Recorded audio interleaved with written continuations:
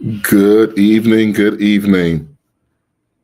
Come on in the room. Come on in the room.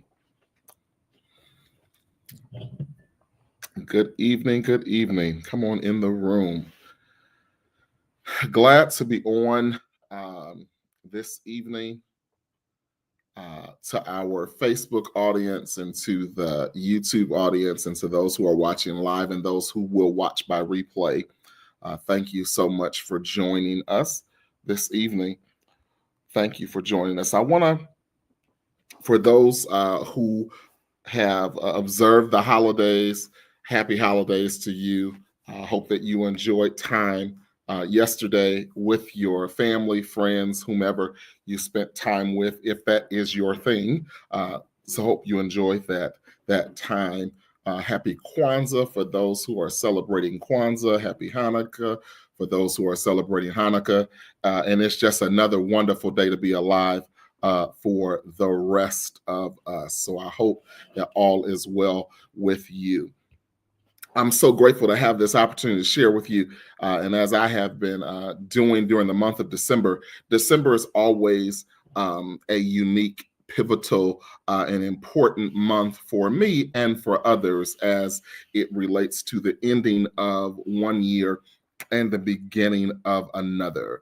So I am grateful that you're on tonight. I have been sharing with you what I've called pop-up power sessions. So they're intended not to be long, but intended to be meaningful. So I've done 3 thus far this month. And so the first one is the first one was the power of reflection. And I did that one on December 2nd. If you did not have a chance to catch that one, you could definitely subscribe to my YouTube channel or go back on Facebook on December 2nd and see that message. Blessings to you, my friend Narisha. Yes. Be it unto you as well. So on December 9th, I shared about the power of routine, the power of routine. And then on December 22nd, I shared the power of reduction. And I was talking about how you could do more with less and minimizing your load so you can maximize your life. So you can go back and catch those on Facebook or you can catch them on YouTube. But tonight, I want to talk about the power of relationships. The power of relationships. I kind of want to be academic for a moment because, for people who know me, I'm an educator. So I want to be academic for a moment, and then I'll take us to the Bible. So let's go. If you would like and share and let me know that you're here, I'd appreciate that. But I'm going to dive in so that I want to use your time wisely. So relationships, alliances, covenants, and friendships are fundamental components of human interaction and society, serving various essential functions that contribute, to individual and collective well-being. In essence, you were not designed to do life by yourself. Respectfully to my introverts, in which I am one, and I spend a lot of time to myself and by myself by choice, I understand that I am not designed and absent of the need to be around people. It is one of Maslow's levels of belonging, our 5 basic needs, and one of them is the need to belong. And so, with that in mind, then I want to share several reasons why relationships are important. Relationships are important, and they're in no particular order, but relationships are important because they provide a sense of belonging and emotional security. It helps individuals cope with stresses, anxiety, and life's challenges. I submit to you that, as I was told when I was younger by several older people, just keep living. I've changed my tune on so many things that I was quick to have commentary on and quick to run my mouth on and all that kind of stuff when I was younger and when I wasn't in those situations. And I confess, not so much of being judgmental, but I had a comment about a whole lot of things until life started lifing in my ear and in me and to me. And so I now understand a little bit more. Hey, Sister Yvette, happy holidays to you. I now understand a little more like, hey, um, everything that comes to my mind, one, ought not come out of my mouth. But I also understand that I can't do life by myself. And you can't successfully do life by yourself because there is this sense of belonging that is necessary. Another important reason for relationships is that they create opportunities for shared experiences, joy, and companionship, enhancing overall happiness. You ought to be able to celebrate life's wins with someone. I'll share this because it's a question that doesn't come up as often as it used to come up. But in general, when I was asked the question, why aren't you married? And before I get there, I am not, my disclaimer, I am not an expert on relationships, like romantic relationships. I am not that. So don't look for that this evening. That I know people who are, I can refer you. I am a practitioner of people. My purpose does have to do with people. I was born to help improve the quality of life for others and to help people win wherever they are in life. And so tonight, I want to share a few nuggets with you to help you win in relationships and alliances and covenants and friendships and connections. So, as I was saying, I have been asked the question during my lifetime, why aren't you married? I'll give this as an example. And so I have a simple answer. I think in the general sense of things, that men take one of two pathways. They either get married and then build a life, or option B, they build a life and then get married. I chose option B. It was the one that worked for me. So I have built a life, and then now marriage is on my radar. Once again, this about the power of relationships is not specific to marriage, and it's not specific to romantic relationships. It is specific in the fact that you were not designed, hey, Pastor Anjali, you were not designed to live on your own. Let me say it this way. You were not designed to win on your own. You need more people in the winner circle. You need more people in your winner circle than just you. You can't make a circle if it's just you. You can be a point on the circle, but you cannot make the circle without you. We'll do that, Pastor, for sure. All right. So another importance of relationships is that it helps improve self-esteem and self-identity. Look, it's not that you need other people to validate you for your existence, but it is nice when you receive validation. You don't need others to praise you. Hey, Imani, I hope you're well, and my little cousin as well.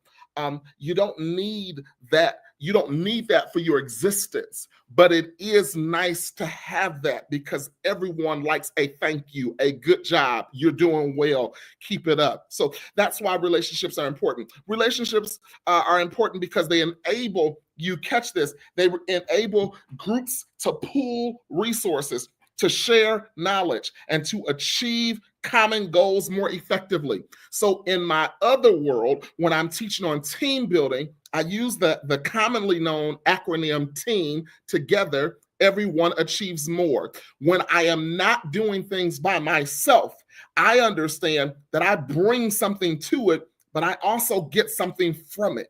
I bring something to it. I bring education. I bring experiences. I bring exposure. I bring excitement.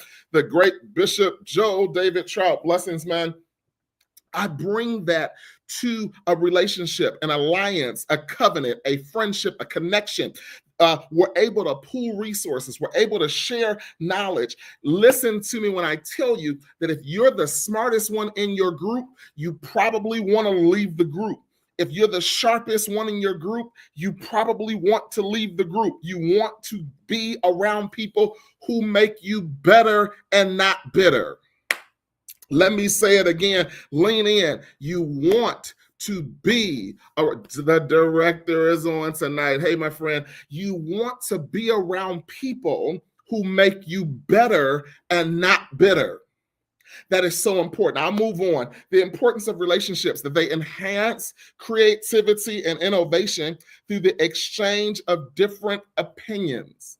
Listen, any relationship is worth, I always say this, any relationship is worth pursuing, not if I can trust you with my strengths, because our strengths are what attract us to one another for whatever the reason. Once again, I am not limiting this to romantic relationships. Our strengths connect us. A relationship, an alliance, a covenant, a friendship, a connection is worth keeping. Listen to me, if you can trust people with your weaknesses. I want to let that set in for a second. I can trust you with my weaknesses, then that is a relationship, an alliance, a covenant, a connection, a friendship that is worth pursuing. If I can trust you in the heat of the moment, not to expose my weaknesses to others or exploit me with them, then it is a relationship, an alliance, a covenant, a friendship, a connection that is worth keeping and forging. And so when we have differing opinions and perspectives, it doesn't mean we have to be at controversy and at odds with one another. I believe the saying goes that variety is the spice of life. By you saying something different than my normal path of thinking, it might be the ripple in my current of thinking that I need that sparks creativity and innovation and brings it to the surface. It was always there, but I needed something to stir it up. Oh God, you need people and relationships and healthy relationships because they stir up in you things that you would not have stirred up on your own. Let me move on. The importance of relationships is that they provide a framework for accountability, encouraging individuals to be responsible and committed. They just help you be better and you help them to be better. The importance of relationships is that we foster collaboration, personal growth, and a sense of community. We ought to improve. I ought to be motivated by seeing you accomplish your goals to say I can accomplish mine too.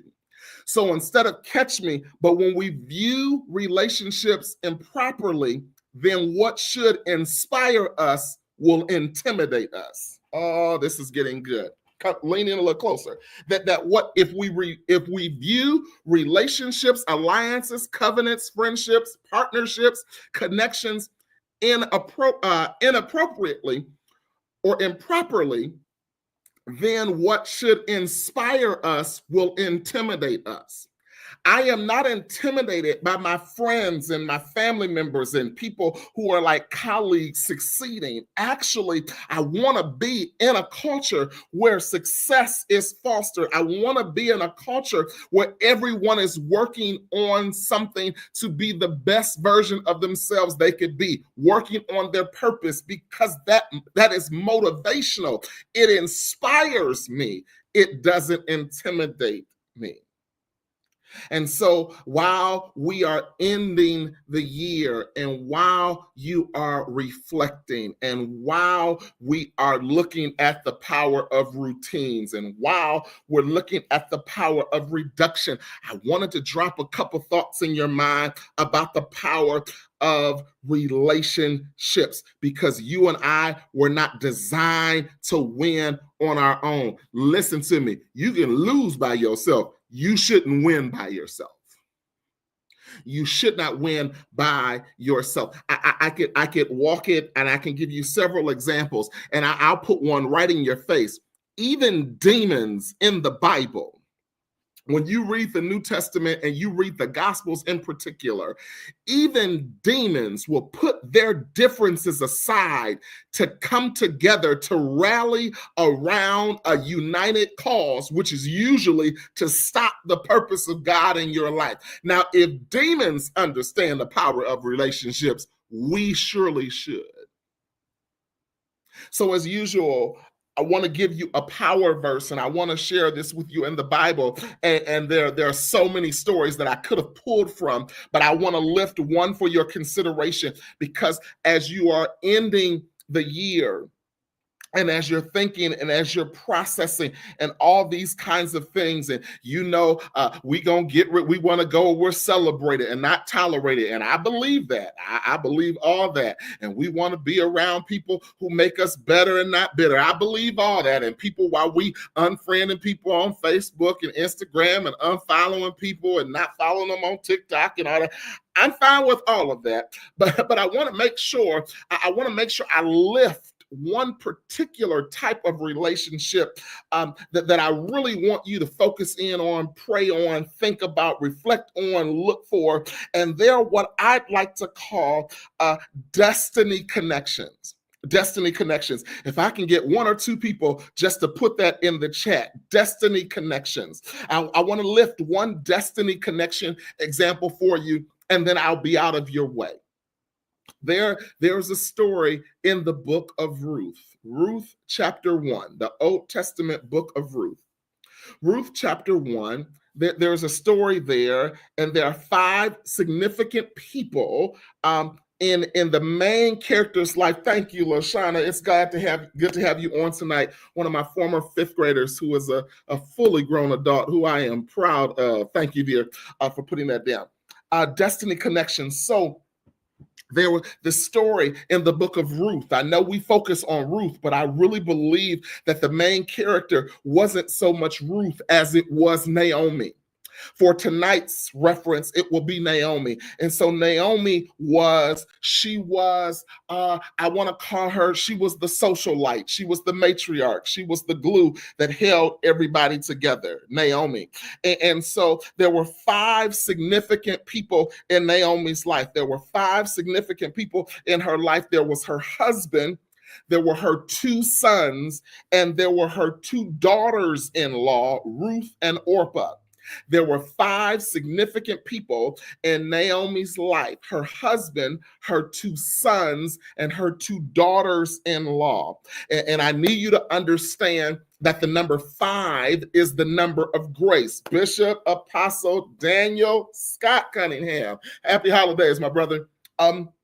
So there were 5 significant people in her life, and the number 5 is the number of grace. The number 5 is the number of grace. But you got to understand what happened to the people in Naomi's life. A tragedy struck. And I'm telling this story, a tragedy struck. Although things were going well, they had money, they had real estate and all this kind of stuff. And so tragedy struck, and she lost her husband, and she lost her 2 sons. She lost her husband, and she lost her 2 sons. And I want to share with this because I shared with you that there were 5 significant people in her life, and the number 5 is the number of grace. And I would like to share with you that the grace in her circle greatly diminished. I want to slow down here and pause for the cause, because whether you have 5 significant people in your life, or whether you have 55, or whether you just have 2, sometimes the grace in our circle will greatly diminish because of loss. And loss isn't always physical death. It could be the death of a relationship. It could be a divorce. It could be physical death. It could be debt that has driven us apart. It could be denominational differences. They could be political differences. A lot of things can cause the grace in your circle to greatly diminish. So let me give context here to Ruth. I'm almost done. Let me paint this picture. So context here with Ruth is that there were 4 things that she had to battle. there were four things that I'll highlight for you that Naomi had to battle. One, she had to battle tragedy. She had to battle tragedy because she lost her husband and her two sons. She had to battle time because at the space and stage in her life that she lost her husband and her two sons, she had conversation with her daughters-in-law and said, listen, y'all have been good to me. You have not had family drama. You've kept the family business. You've held up the family name. Look, I'm old now. I can't start over, but y'all are young enough to start over. And look, y'all can go your own way, Ruth and Orpah, and I will not be mad at you. I need to pause for the cause and insert this and tell you the decisions that were made. Orpah decided to leave. Orpah was not wrong for leaving because her mother-in-law told her, look, baby, you're young enough. You go start over. You're not leaving out of shame. You're leaving because we experienced tragedy. You can go start over. And she left.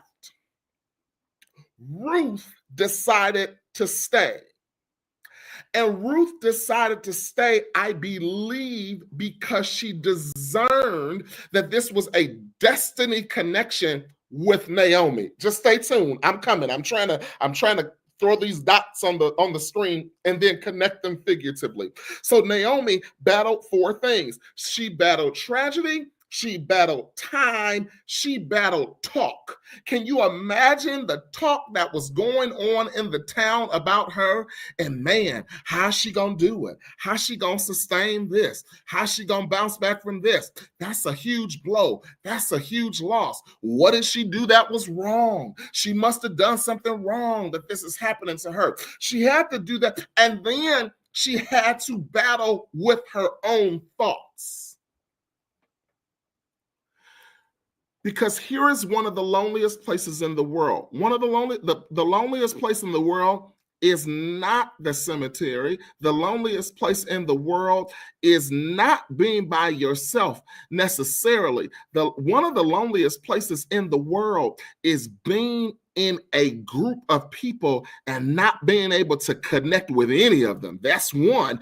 But another lonely place in the world is being left to your thoughts, especially when they're not inspiring you. And so Naomi had to battle with all of this. Now, Naomi got to a point that she said, look, Ruth, you too can leave and I won't be mad at you. You can leave too. And these were Ruth's thoughts about Naomi. Now, I got to throw in one thing so this story will make sense. Naomi said, look, Ruth, don't call me Naomi anymore. Call me Mara. And Mara means bitter. Call me bitter because the Lord has dealt bitterly with me. Now she began to internalize what she was going through as though it was some fault of her own. Will you lean in just for a second? Because I need to say this to somebody, that some of the things that you're going through, it's not your fault, but it's your faith that God is developing. I got to say it for the people who are going to see this during a replay. So I want to make sure I get this again, that it is not your fault, but it is your faith that is being developed. I know none of us run toward tragedy. Nobody who I know in their right mind run towards trouble. None of us run towards situations where the odds are against us. But may I submit to you that there are times that God stages tragedy in order to bring triumph from it. Oh, geez. It's not your fault, but it is your faith that he is developing. I got to move on because I can stay there. So Ruth's thoughts about Naomi. Ruth had seen, you got to catch this, Ruth had seen Naomi on the top side of grace and still respected her in her current state. Let me say it this way. Ruth understood that this was a destiny connection because she believed in Naomi when she was at her best and still sensed enough grace from her when she was at her worst. That is a destiny connection. When you don't abandon people when they're at their worst because you sense that there is still grace on them. Oh my God. You know how people when you embarrass them, they cover you, but when they embarrass you, your season's up and you got to go so you can protect your brand and your name.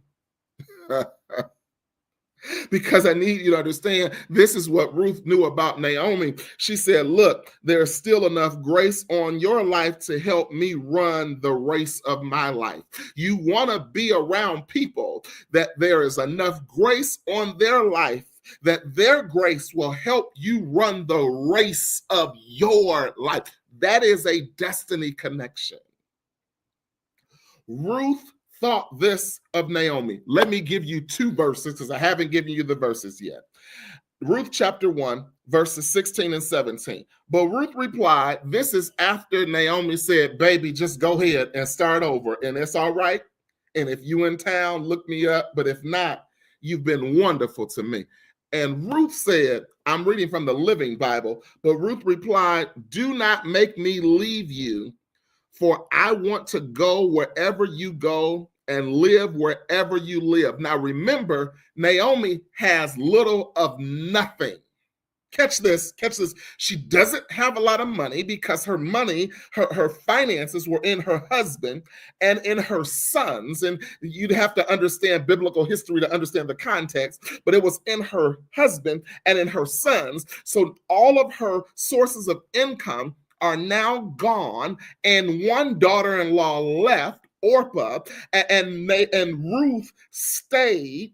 And Ruth said, wherever you go, I'm going to go. And wherever you live, I'm going to live. And your people will be my people. And your God will be my God. And I'm going to die where you die and be buried there. May the Lord do terrible things to me if I allow anything but death to separate us. I know I'm not asking you to be out here dying for people. I am trying to make the point as Ruth understood. And Ruth said, look, I'm better with a bitter version of you than I am without you, because I recognize that God allowed tragedy. He's letting you battle with tragedy. He's letting you battle with time. He's letting you battle with talk.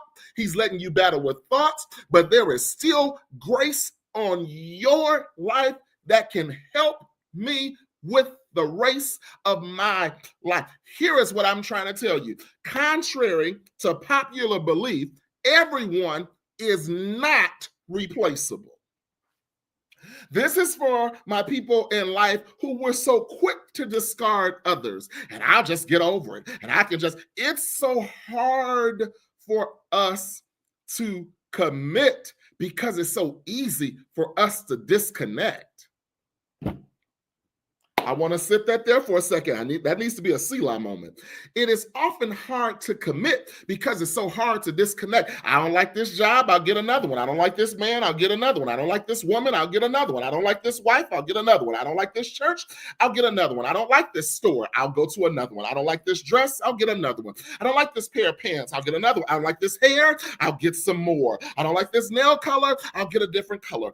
And it's hard to commit because it's so easy to disconnect and get another. But I submit to you that I am hoping, I am praying, I am stressing this. I pray that you discern and develop destiny connections, because everyone is not replaceable. So what are destiny connections? And I'm out of your way. Destiny connections are interdependent relationships that promote passion, productivity, and purpose. You know that you are in a destiny connection, a destiny relationship, when there is interdependence that promotes passion. They stir something up, they ignite something in you. You're inspired by them. It promotes passion, productivity, and purpose. Ruth said, listen, Naomi, I understand where you are right now. It is a season and it's not a sentence. And because it's a season and not a sentence, I got enough sense to know that when you get through this season, the grace that is on your life is going to allow you to flourish again. And I am not going to miss any of it, because at this point, I don't need a mother-in-law as much as I need a mentor. Destiny connections are encounters of enhancement. I like to say it this way, that they can be life transforming, destiny accelerating, resource releasing, purpose positioning, grace gratifying, and prosperity producing. Destiny connections are encounters of enhancement that can be life transforming, destiny accelerating, resource releasing, purpose positioning, grace gratifying, and prosperity producing. The power of relationships. While you are trying to figure out what to do as you're going into 2025 and beyond, let me make this simple for you.